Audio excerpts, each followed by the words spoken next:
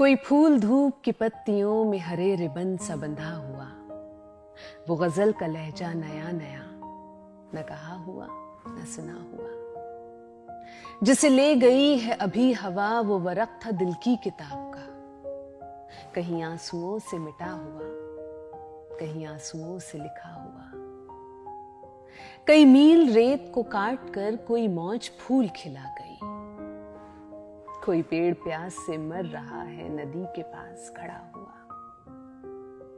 वही खत के जिस पे जगह जगह दो महकते होठों के चांद थे, किसी भूले बिसरे से ताक पर तहे गर्द होगा दबा हुआ। मुझे हादसों ने सजा सजा के बहुत हसीन बना दिया, मेरा दिल भी जैसे दुल्हन का हाथ वो मेहंदियों से रचा हुआ।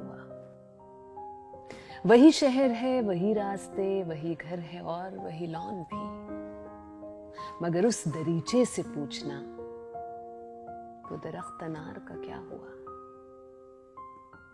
मेरे साथ जुगनू है हम सफर, मगर इस शरर की बिसात क्या।